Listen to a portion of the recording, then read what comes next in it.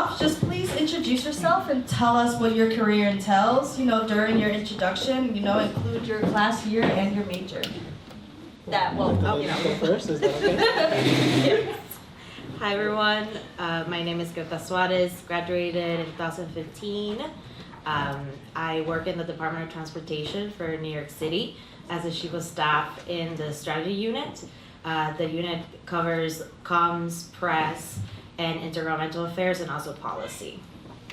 Yeah. Oh, and your major and my class major. year. I did say the class year. The major was world politics, so government, with a concentration on sustainability, and then did an Asian studies minor. Just kept on taking some history class and loved it. Hi everyone, my name is Suman. So currently I do clinical research from the pharmaceutical industry perspective. At Hamilton, I majored in biology and art. But I do have a public health background as well, and I've shifted my careers quite a few times. So if you have doubts, I will be the lived example of what that doubt pathway looks like. But did I cover all the bases? Okay. Yeah. All right. Did you mention your major? Major, yeah, biology and art. Joshua, hello everybody, and we'll just start by asking how everybody's doing. It's been a week.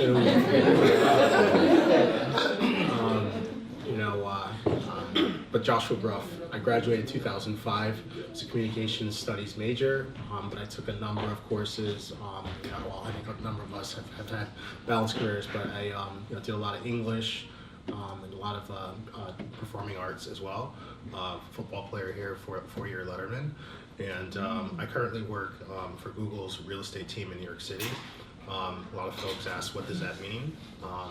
And we own most of our real estate. And real estate, everything from buildings that we occupy to infrastructure, sea cables, satellites, that all falls under real estate. And effectively, my job is effectively working with a team that helps to create the culture, and everything from asset management, property management, facilities management, creating the vibes effectively, making people happy, working with out of the box with ambiguity, and just solving problems, and to make information accessible. That's what I do. Cool. Okay, can you hear me now? Good. Okay. Thank you. Yeah, these are really cool career paths, and soon later on we'll be diving into how you got there from being a performing arts or biology or anything like that into your current careers. But before we get into the now and kind of future-esque questions, I just kind of want to ask you guys, do you remember any extracurricular activities that you guys did when you were here at Hamilton? Like, did you have any leadership positions, any jobs? Like, I'm an alumni coordinator, hence why I'm here on this stand. So that's something I do. But just something real quick, because a lot of OP students are heavily involved in a lot of the clubs and a lot of the jobs. Most of LP students here that you're looking at, they're all leaders for one club at least, or for a job, anything like that. So yeah, what did you guys do when you were here? It could be quick. It could be your favorite thing. So my answer will be the most boring, so I will go first, I suppose. I had a lot of interest, but I didn't have any involvement with the club or anything like that, but I took on photography as a passion, and it led into a couple of different places as a side hustle and social media and all of that, but photography was the one thing that I consistently pursued while on campus. Yeah, that's nice actually, because a lot of students, I feel like, at least for me, I sometimes worry that I'm not doing enough on campus, so to hear that you have one passion and went for it, that's cool. Yeah, Gretchen. Yeah, photography is not boring at all, so I don't know what Yeah. you're talking about. I did rugby for like a year and a half, and I was like putting myself really out there. My husband Brady's in the back, and he also did rugby too. We're both like, we're not sports people, let's try it. And it was really, really fun. And I then became more of a seasider because I was like, okay, I don't want to get a concussion, like I'm good. But that was a really good way of meeting people, and it really encompassed the Hamilton experience there, because it was such a, and I know I'm next to a footballer, so you guys were more structured. We were just playing around a lot, but it was really fun. I was part of the Voices lecture series too, and I really enjoyed that, and it really like allowed me to be part of a team and like figure out like who we're bringing to campus. It just gave us a lot of agency and like the voices that we wanted to see reflected, and really push the mission of like what it is in the title of that group. And then I did the Levitt Center Institute Leadership Program. I love that too because you get to go to DC and all these things, and you get to implement your own program on campus. I don't think my program is around anymore, but it was around for like 2-3 years. It was called the Leadership Experience and Preparation Program, LEAP for short. We were like LEAP program. And it was a way of like giving back to first year students to try to like pair them with mentors on campus, like senior students at the time, because I felt like I needed that when I was a freshman. So just like to create already like someone that you could like go to for questions. And it was also paired with a philosophy class. So everyone in that philosophy class was in that LEAP program. That's really cool. Do you know about the peer counseling here? Did they have that when you were around? I don't think so. Well, actually, you could have inspired it. We have peer counseling now, right? When you meet with seniors apply, they can interact with freshmen. Yeah, so there is that. Okay, great. Yeah. I did so much, and I hope you all do too. And just live a very balanced life. So outside of football, I wanted to do things to kind of separate myself and make sure that I could touch and interact with every type of individual on campus. So I was a buffer, I did choir, tenor too, and let's see, I was a founding member of the Brothers organization. Good to see that. Glad to see that it's still thriving, and I want one of those sweatshirts, size XL. Let's see what else. Actually, I managed this building. I worked in student activities, and Bristol Center was actually one of my jobs. And so I got to meet Emily. I was sitting in Emily's shoes, and fast forward, I'm managing, major skyscrapers in AAA office in New York City. So, your work does come full circle. I was also career center for 2 years and worked, odd jobs there. Everything from like the marketing aspect. I'm missing something. I'm missing something important. But it just was very social, here. That was one thing I just, wanted to just put myself out there and try to just, really participate in any activity that the school put on. So I think, like my colleagues here, we just, pushed ourselves to, outside of, the books because that's what employers are going to be looking for. Yeah, that's actually, it's insane to hear how your extracurriculars kind of like made their way into your current life, and how, like, for example, like I'm in Yoda Pez, which is an improv group. Like, Oh, what it if I still just exists? yeah, it does still exist. It does still exist. Like, what if I like randomly become an improv? Yeah, I don't know, but we'll see. But anyway, yeah, thank you so much for sharing it. It kind of helps us relate a little bit. Like, we did some of the stuff that you guys did as well. But yeah, moving on. So the first question I would love to ask you is, what was your first quote-unquote big accomplishment after graduating college? And big accomplishment can mean anything. It could be from like you bought your first car, or you got into grad school, or you took a really cool photo, like anything that you consider a big accomplishment. Yeah, whoever would like to shout out their first one. Sure. Everybody's looking at me. I had two right after college. The fact that I got to go back to India, which I studied abroad when I was here, and that was like such a great opportunity, and I love the study abroad programs that Hamilton offers, like whether it's Hamilton owned or that they pair with someone else. I think like please go study abroad far away.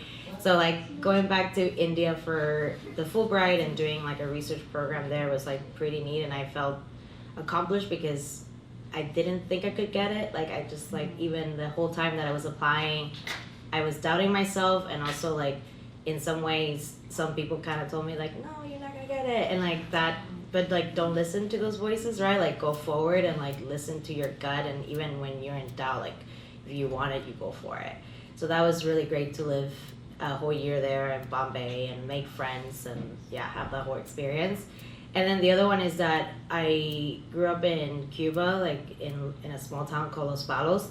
And then we moved to Miami when I was 10. So like the idea of the big city, like New York City, was a dream. And then when, I think it was actually the HIA program when we went, like that was my first time in New York City ever.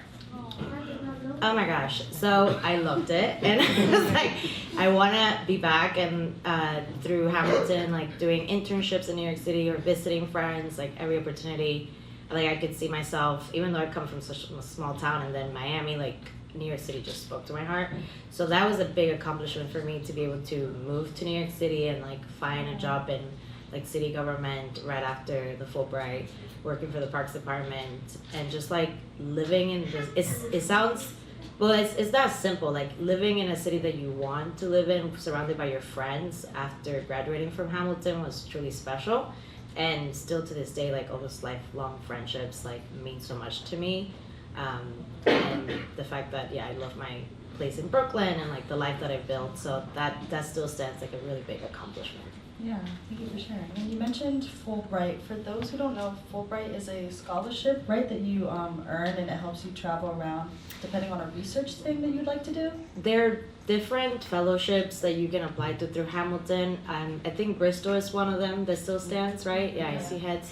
So the Bristol one, you can create your entire program and you decide which countries and you present it and you go to that. For the Fulbright, you apply for a country and a city and present like the research project that you want to do, and then you have to get paired with an institution in that city that they have to like sponsor you. So that was a little nerve-wracking because you're reaching out into the ether before your application is due to try to get someone that doesn't know you to sponsor you so that you can go there and do a whole research project. But Fulbright is more focused on, like city and a specific country. Whereas the Bristol, and I forget the name of the other one. Watson. You get to really build out and go to a lot of different countries, which I had two really close friends of mine who were doing like both the Watson and the Bristol when I was doing the Fulbright. And they actually came to visit me in India and we overlapped, and like my friend who was doing the Bristol came and stayed with me in Bombay for 3 months. Like it's just great. Like apply to the one that calls to your heart. For me, So for me, it's learning to be comfortable in places that I'm uncomfortable in. And so the first big step in that has been to go to grad school. I literally left campus, packed all my things that I had, got on the train, went to Buffalo, didn't know anyone there. I had a vague idea of who my landlord was going to be, and I had her phone number, and I just like went for it. And my school was going to begin, I think, 3 days after. I bought a bike off of eBay because I didn't have a car, and that bike got me to places like groceries and everything, and it was like living on my own. I had all of the conventional bills in a smaller scale, of course, as a student, and I took a part-time job. And doing all of that on my own, of course, parents and family are supportive, but when you're out there by yourself, you're out there by yourself, and especially in a town that you don't know anyone. So leaning into being uncomfortable and finding joy in being uncomfortable places and kind of making it your own, that probably was the biggest step that I had taken. I think for me, was being able to share my successes along the way with my parents and my niece, my nephew, and my siblings. Being able to just tour them, in the different cities that I lived in, to just show them like, hey, I'm taking steps towards my dream, because they were very much a part of it. And so I'd say this past summer, so we just opened up St. John's Terminal in New York City, which is the largest office acquisition post-COVID, and to walk my family, through that, to just share, my piece of that was something that was a proud moment. But also just say, another thing I'm proud of is just the lessons that I learned here of being an only, in situations where I was constantly only, and standing my ground and maintaining my personality, not following the crowd, but to again keep my voice, was something that sometimes got me into good trouble, but also got me into really great situations. And that's something I'm going to continue to encourage my mentees and students to just, to be yourself wholly. And I actually just remembered, sorry not to put you on the spot, we actually have another Hamilton alum over there. I see you. Do you like I just wanted to shout you out real quick because you're also an alum and we also wanted to acknowledge you here. So hey. Sorry to put you on the spot there, I just remembered. But yeah. So the other question I would like to ask is, what non-academic skills did you find most valuable in your career, and how can students begin to develop those while in college? So to be more specific, basically kind of like what experiences or decisions during your time at Hamilton kind of helped shape what you were going to go into in the future, like non-academic skills as well. Yeah. Okay, I feel like you've gone first to okay. So I'm not sure that I necessarily developed this particular skill at Hamilton. I think it's more tied to being a first-generation immigrant and its tenacity. Really, irrespective of the circumstances that I'm in, believing in myself to be able to achieve whatever it is that I wanted in that space and time, and leaning into that, because generally speaking, as a first-generation immigrant, you're in a lot of rooms of people that you don't know, recognize, and people that don't necessarily want to give you chances. But to then shine as the brightest person in there, because you have that sense of self-will and determination. So yeah, again, not sure where I picked it up, but it's something that I truly cherish as one of my traits.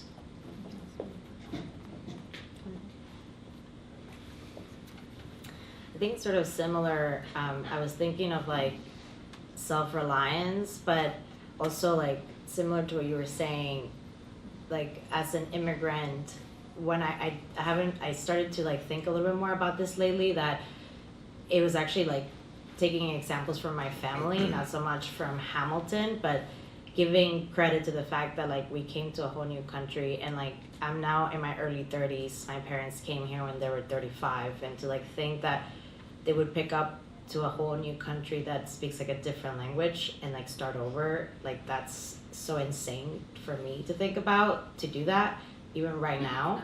And that example like is putting yourself in like uncomfortable situations, which is something that you talked about. And Hamilton was that. It was an uncomfortable situation for me. Like I got a lot of universities in Florida. I was looking at big universities, also like Georgetown and other ones, but like I didn't understand the concept of like universities in the US. My parents, even though they went to universities in Cuba, like it was like first gen in that sense.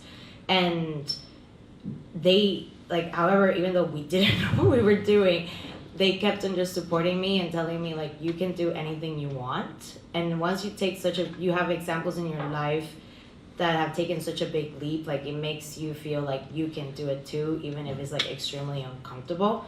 And then you come to a place like Hamilton where it felt like the most different than migrating from Cuba to Miami, where I had like a Hispanic community there, to then come to Hamilton. Like I honestly, like the day that I saw Miss Breland after like that shuttle from the Syracuse airport, I was like petrified, and like I didn't know what was going on. Plus my cell phone service was not working, and then they took it away. Like it's really scary, but like the experience of then finding your people and then knowing that you can rely on yourself, just like your parents taught you how to rely on yourself and find your way, has like gotten me through everything. And like always like coming back to yourself, and like knowing why you're doing things, and like that yes, you may be alone, but like you wanted this, right? Like if you want this, when it feels uncomfortable, you're just like pushing through that to like make it what you want it to be. And that has like stayed with me, and now I'm just like reflecting on the fact that it comes from my parents. You don't give them credit enough, but yeah.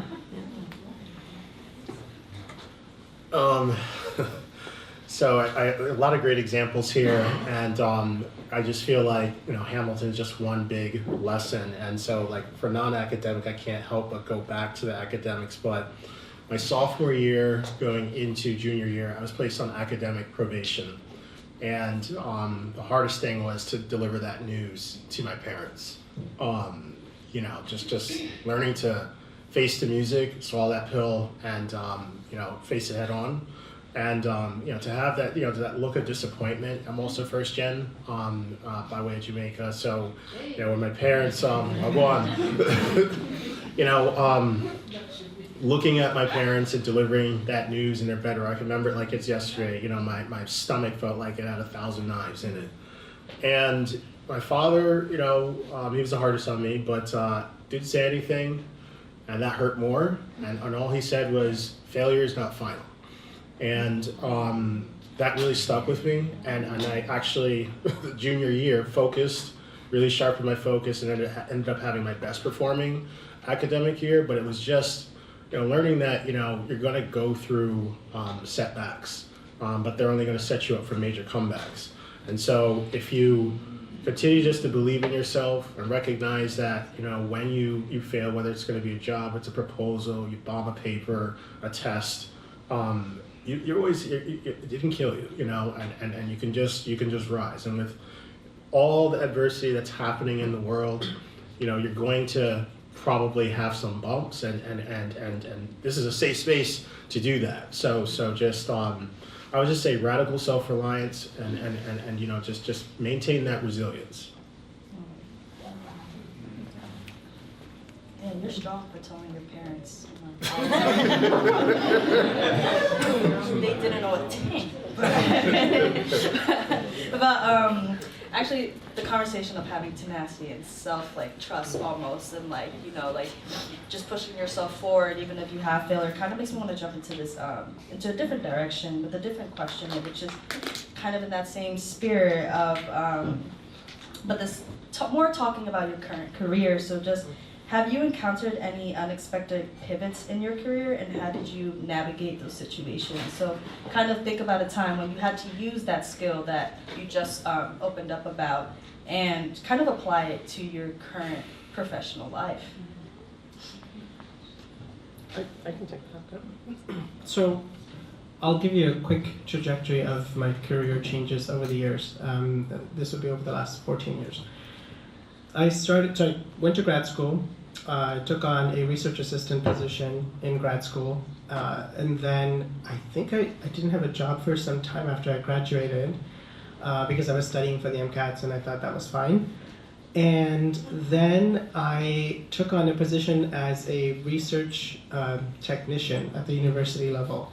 Back in the day, that felt like a lot of like breathing room because I was basically unemployed for some time and living on my own. And landing that position took me a while. Like when you don't have a position and you're burning through cash, landing a position is scary, and you look forward to that first paycheck, right? And then transition from that to doing university level academic research is very, very different from doing clinical research in a hospital setting. And it took me a lot of knocking on the door for someone to say, I trust you to be safe with the patient.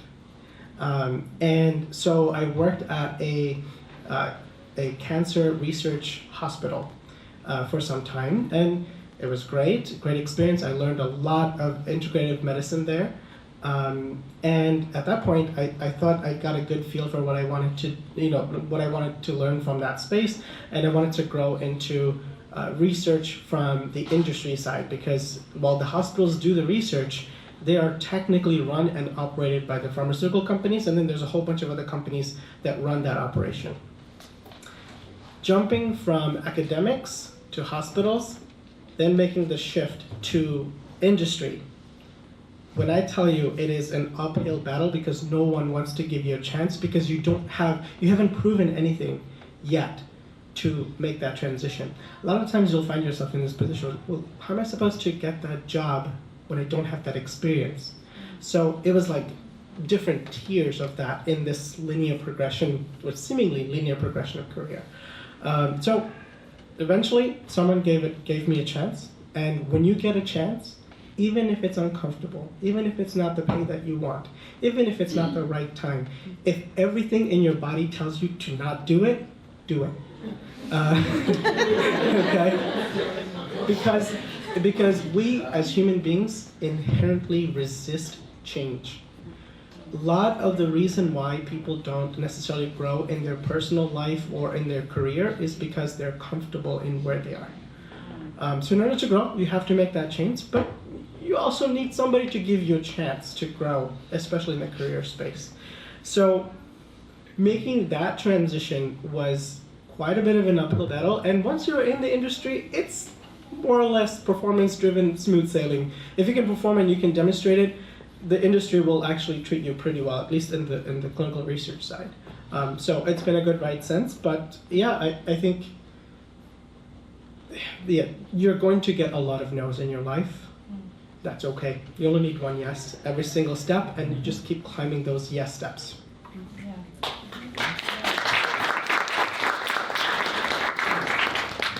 Yeah, so never give up pretty much, and never be scared of the initial start. And then Yeah, I went through a lot of change. As you said, change is constant. And, we live in a world where innovation is happening every day at lightning speed. And so just trying to keep up, learning, to understand trends, understanding your competition. And, I started out managing shopping centers, enclosed malls throughout the country, and was serendipitously laid off. And a week later, a Google HR professional came up to me, and I'll tell the story later. But in fact, she asked me if I was interested in an opportunity, but it was office, and I said, sure, I'll take it. I'll take the opportunity, and had the interview, 8 interviews in 3 weeks, and was offered the opportunity, but it was office, and very different than managing retail. Different types of stakeholders, different types of customers, different ways of thinking, and I always just like to say, constantly break your brain, and to Suman's point, like if something scares you, it probably means that it might be the right opportunity for you, because it's an opportunity for you to grow outside of your shell, and then other opportunities are going to happen. My father always used to say, these challenges are preparing you for something greater. So I'd bemoan, like, oh my God, this person at work, or oh my goodness, they're giving me too much work, oh my goodness, my portfolio is changing. And it's just like, these moments of adversity are just preparing me for something greater. When I look back at my first portfolio to now, it's the makeup has changed, but they were all just training grounds, for me to bring everything together. So I would say embrace change, especially now when we're living in an AI first world. It's impacting us all. So I just say learn things like that, learn new technologies, learn cross-functional industries, and before you know it, you're just going to be so well-rounded that you can just adapt with whatever life comes at you. I would say in similar frames, I've been in like working since like 2016, but like knowing that anything that you want, you can't wait for it. Like they're not going to give you that promotion just because you work so hard sometimes. Like you have to make those positions for yourself. And I learned that I wanted to transition into like transportation planning. So like going into grad school and then figuring out how to like pitch yourself again in like some of the career leaps that you're talking about. And then getting into a whole new space, and again, like presenting yourself so that they know that they can like, that you're worth it, that you're worth being in the space. I knew once I got into the Department of Transportation that always like the role of a Chief of Staff appealed to me. But it is harder to give those roles to someone younger, and sometimes also like a woman, especially when you're surrounded by engineers and like architects, and like the transportation field being very like male dominated.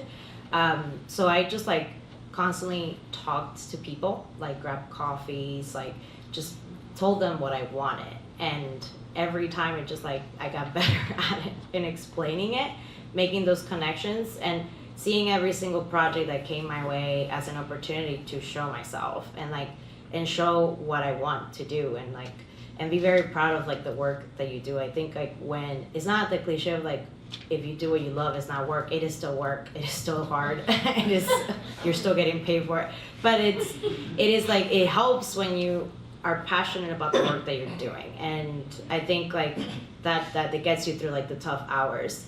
But getting this role of like the chief of staff, like it came out of nowhere all of a sudden. I had just started like a new position 6 months into like transition from being a borough planner in Queens into the bikes and greensway program and doing like design for just like bike infrastructure period. And then all of a sudden this came from all those conversations and like constantly presenting myself, and I jumped right in. Like I met my boss now and it clicked, but it was also scary because I didn't have like a full understanding of like what her vision was. But I knew that I wanted that position to have a seat at the table of decision making, to have like firsthand impact into the projects that are impacting the city that I love to build. And that has been so rewarding, and at the same time, so like it really drains you like when you decide to move up. But like the drain is like because you're trying to constantly prove yourself in that process. And eventually you have to reach this place of like trusting yourself. And getting to that point and I haven't gotten to the point in my career where I'm like totally at ease. I don't know if that ever happens. But I think like the lesson there is to go after what you want. And again, like nobody's gonna give it to you. You have to really create it. Thank you for those responses. So now that we're still talking about the career that you currently have, quick question. Are there any anxieties or any like fears that you had during college that if you can go back and tell yourself now, please stop worrying about it, you would go back and tell yourself that? Because I know for me, I'm a little scared about senior year. Yeah. So are there any like worries? So the way I would look at it is, you never, I was talking to Miss Breland about this just moments ago, you never quite feel like an adult. You never quite feel like you have it figured out. I would say if you do, you're probably not growing fast enough. So in that respect, treat every step and stage of your life for what it is.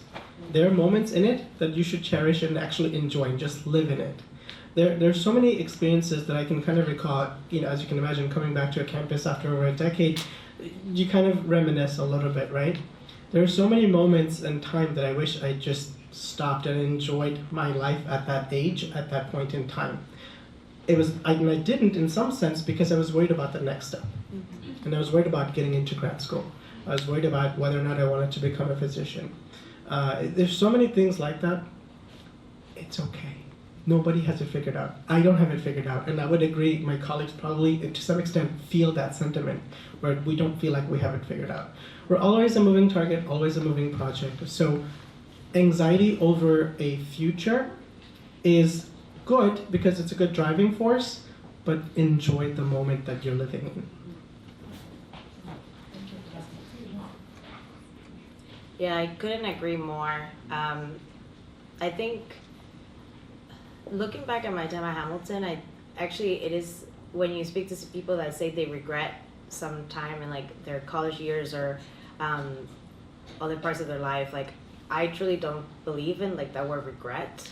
Like I think it's like not just like guilt. It's not that it doesn't produce anything, right? Like you're just stuck in that feeling. So I really enjoyed my time at Hamilton. There was anxiety about like, oh, are you going to get a job? Like, and like that time spent in that anxiety of like, am I going to make it? I could not agree more with you, Sumar, that believing that things are going to work out because you are doing the things that you want to do, you're putting yourself out there and things will work out and it'll be okay. It's like the best thing that you could possibly do. And now then like remembering that every day and living in that moment, that's actually like how, in my opinion, like you can really live a life of meaning because you're living in the moment. And actually, like, those are the moments of regret for me, that when I don't do that every day. Like, it's an act of like the everyday. It's not like the years at Hamilton. It's how did I live yesterday? Did it end in like a way that I felt that it was fulfilling? Like, I started this trend with Brady, which is like asking ourselves at the end of the day, like, what was the best part of your day? What was the worst part of your day? And that just like keeps us in the moment. Not only can we catch up with each other, but like it reminds me of like, well, tomorrow I could fix the worst part that was yesterday. So like we'll see how we're making to the better part tomorrow. But yeah, it's every day asking yourself that question and trying to make it better the next. I would just say don't worry so much, because it's just not it's not productive or a productive use of time. I've been lately just been reading a lot about the subconscious, just becoming more attuned to that. And what I would tell you is to just constantly tell yourself, believe in yourself, and write down a few points of affirmation, write your goals down, and just try to visualize yourself and how you're going to get there. And your subconscious will figure life out. I would also tell you, don't worry about getting the big job immediately out of school, but really get out there, get the reps. Find a job that's going to give you the leadership experience. You might not live in the big city, but guess what? There's an opportunity in a smaller market that's going to give you that big job. And that's I'm a living testament of that. Where of course I went to live in New York City, growing up in Connecticut, but and a lot of my friends, were basically staying in the Northeast. But I took the risk of going out west or to the Midwest in Cleveland and getting a leadership opportunity here out of college. Wasn't getting paid the same money that my friends were, but I got those reps in terms of just learning how to lead teams of people that didn't look like me, working in parts of the country where I was dealing with different types of weather, different types of political environments. All of these things, all these points of adversity, all these challenges help to lead me and be prepared for where I am today. So try to just write down like 3-4 goals. And I'm a Post-it person, and I don't know, my memory is tied to my hand, but like just write these 3 things down, put it on your refrigerator, put it on your mirror, and just keep visualizing that is me, I am that. I'm telling you, your mind is a powerful tool if you just get out of your own way and stop worrying. Mm-hmm. Yeah.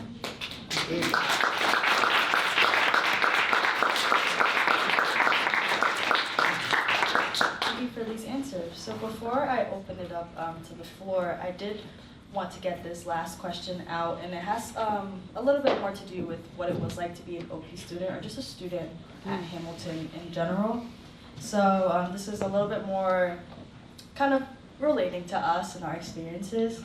So many OP students, including myself, struggle with how isolating Hamilton can be. We come from diverse neighborhoods and cities, so a place like Hamilton can introduce new challenges.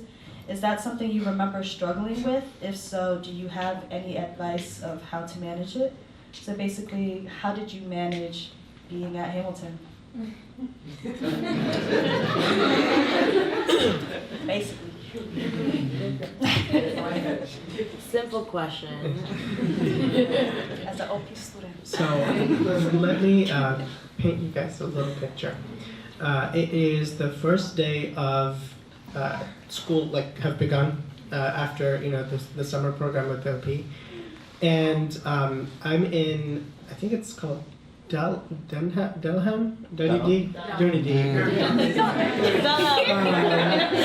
And I lived in Dunham for 2 great years. I love Dunham. I don't care what you say.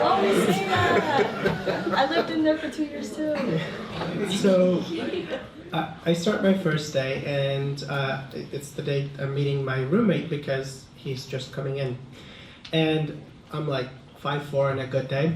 This gentleman is 6'7", 290 plus pound football player, Caucasian as you would expect, and and he comes from a place of quite a bit of wealth and privilege. Like his dad owned an insurance company. So the delta between us couldn't have been further apart. Funny enough, we were chatting today, and it's been like 13 years since we have left campus. So all of that to say, of course I had doubts about how that relationship was going to go, and that was a microcosm of what that greater context of that Hamilton lived experience is like, right? Interestingly enough, I married a Caucasian woman, and she also comes from a reasonable amount of affluence, and I, as her accompanier, get to be in a lot of rooms where I feel like I'm back at Hamilton again. And it really comes down to, you're going to be the brightest person in that room, and because you believe in yourself and your ability. What's crazy to me is I've been in rooms with a lot of really intelligent, powerful, affluent people. They are no different than any one of us.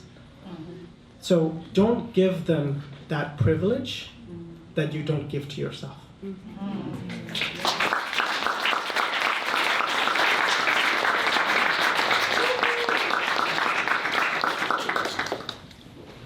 I get chills. Here we are, we're in the same room, so just know that you've made it, and recognize that you've earned your position wherever your 2 feet lead you. And so if you lead a life with integrity, you lead a life of good values, and you treat people well, you're always going to be successful no matter the path that you take. Here at Hamilton, I had a little bit of an advantage because I went to a boarding school that was a similar environment, so I had like 3 years of training, and so I kind of just eased on it and knew how to figuratively play that game. But one of the things that I took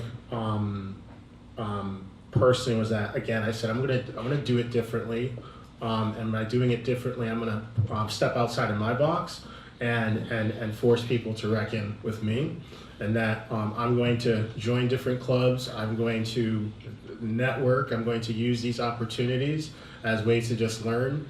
I had a great cousin when I was 12 years old, and I was at the time thinking about looking at like HBCUs, and she strongly discouraged me from doing, not that there's anything wrong with it, but strongly discouraged me against doing it because she's like, look, the world is not all black. In fact, the United States with a 13.6% of us, and it's always going to stay that number.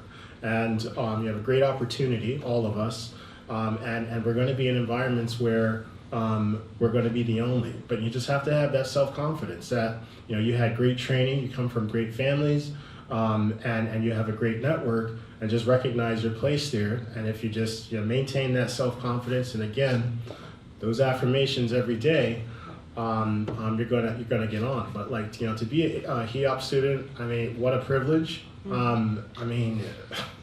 Absolutely grateful. I was, when I got accepted and got the letter, but you got to be here for that 5 weeks.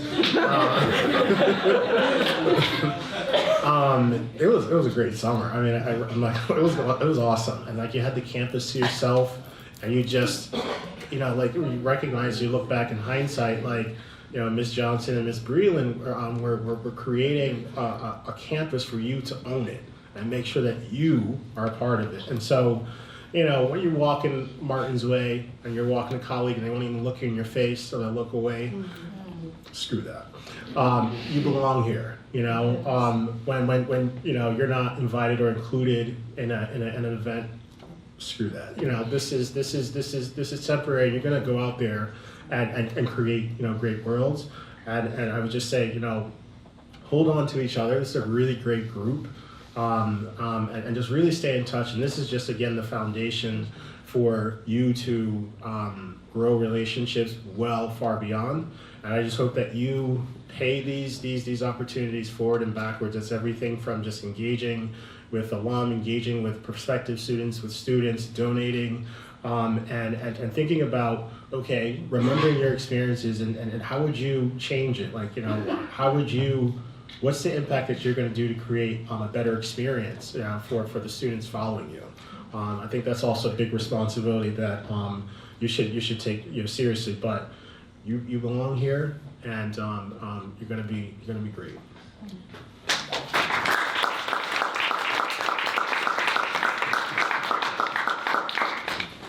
I couldn't agree more with what both Suman and Joshua have said. When I first arrived, I felt like a little bit like not visible to myself or to others, because you have to ask a lot of permission of like, can they see me in class? Can I speak up? And like those were like doubts that I carry with me coming into the space and not having the support system that I was used to back home. And I think what the HERE program did so well was like just giving me the space to not only learn how to articulate myself, but to start believing that I can take that room, that space. And it was always like, it still is to this day, when someone tells you like, you can't ask that question, or like, you can't think that way, like you own that room, or you own that space. I think it's just like maybe an immigrant mentality that I have to still like learn that every day, that I can take that space, that I can say those things. It's always silly to me when I forget. Like, it's like, again, like those Post-it notes, yes, I have some Post-it notes around my house too, because you do forget what the lessons that you have already learned, or like the big accomplishments that you've done. And I think it's moments like this, actually, like coming here and speaking to all of you, being invited, like connecting like through this journey, that is emotional, because it really allows you to reflect on how much you've done. Just like you being here, like looking back at like everything you've done, like the places that you moved with your family, houses, schools, getting into college, that's like so big. And now you're here thinking about what you want the next 5 years of your life to look like. You can't, you're not gonna figure it all out. So like 5 years is a lot already to like think through. And that's like a big accomplishment every step of the way that you make in your life. And I think once you graduate Hamilton, honestly, like that's when it gets real, in the sense that your life is yours. Like you make what you want out of it. Like there's no more mold, there's no more like grades.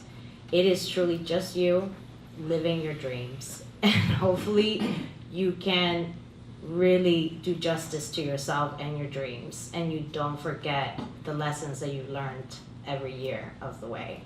And take the room, take the space.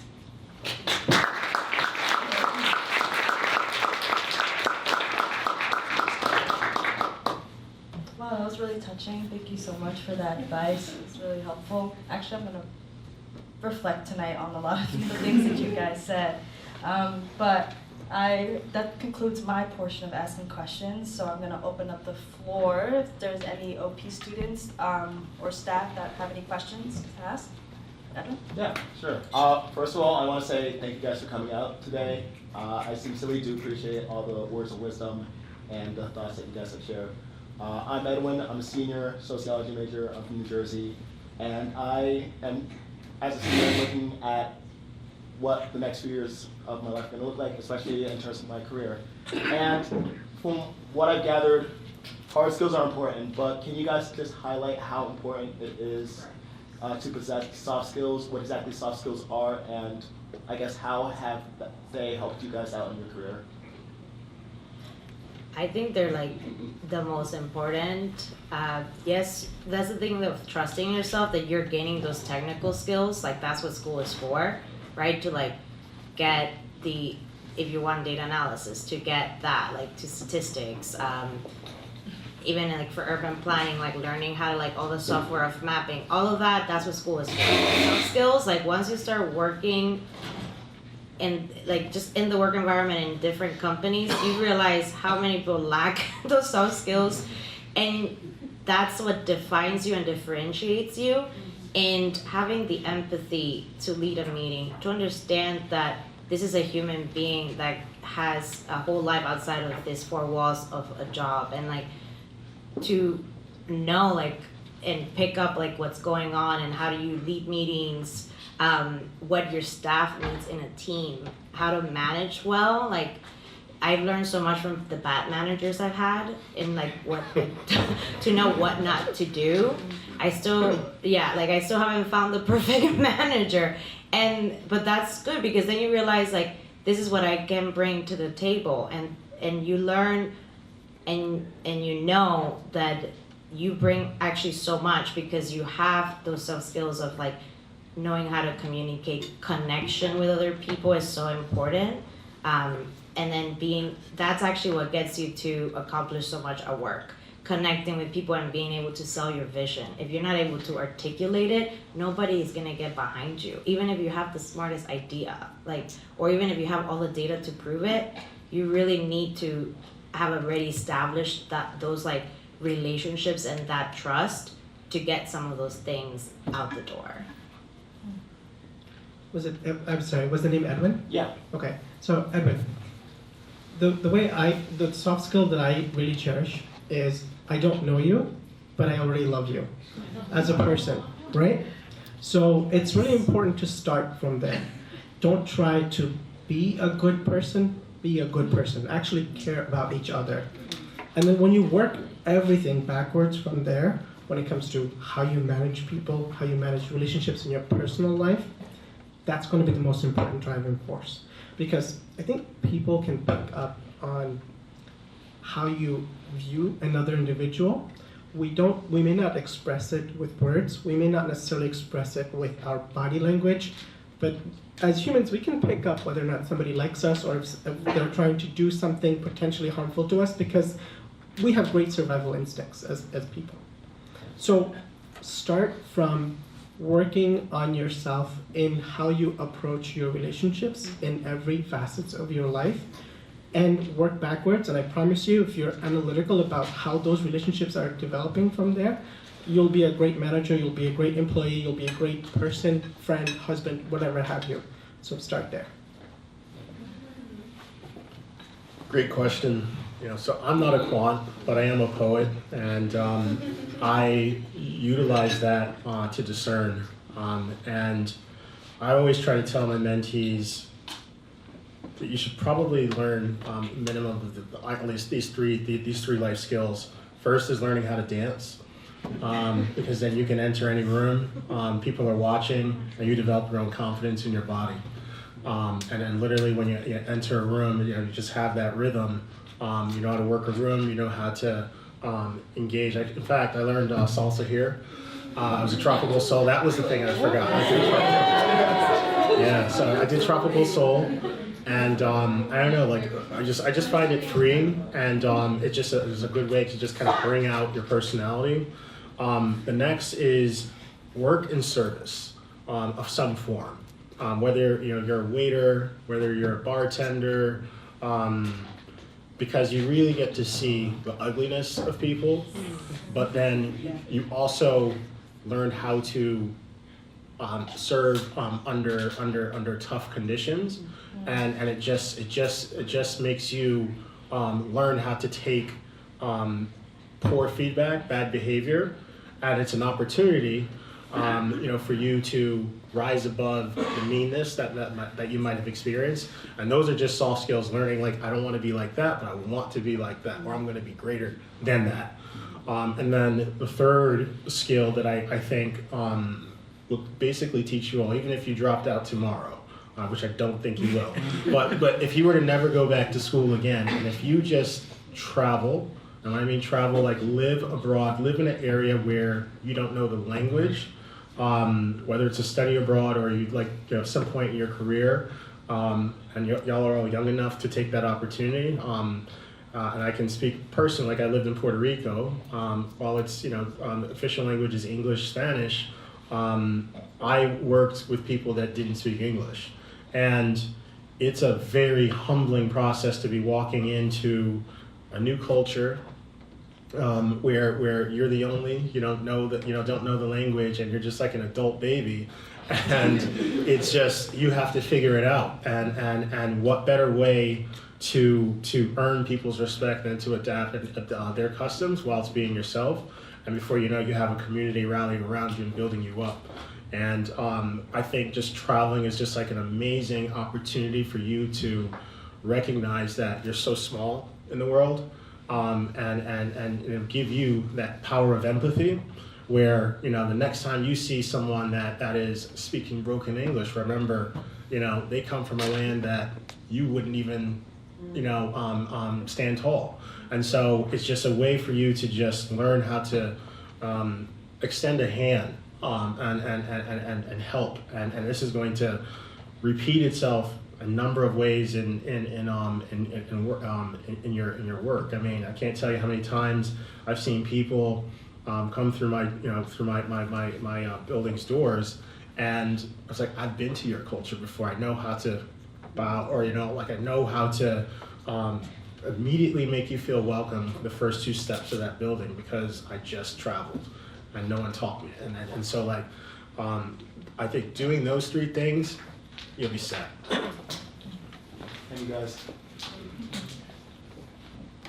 Anyone else? Going once? Twice? Can I just, I just have to say, I've known these adults from the beginning. And I too was an OP student. And so I say to you, this journey that you travel changes the world. Make no bones about it. Don't mistake it. We are all family for the rest of your lives, and then beyond. So each step, as they say, you step in the room and you own it. Every place that you put your foot, you own that spot, right? And you're surrounded by people who will support you, who will take the best of you, right, Ms. Davis, and the worst of you, right, counselor? See, I right? And help you figure out how to make it the best part of you. So I just like to thank you. It's good to see you. Y'all still look like you're only about 15.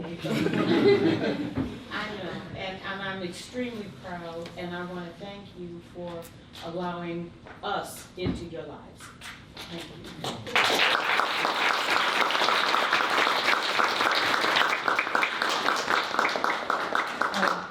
I had a whole spiel about the applause, so let me say it and then we can applause again. Please give our accomplished alumni a round of applause.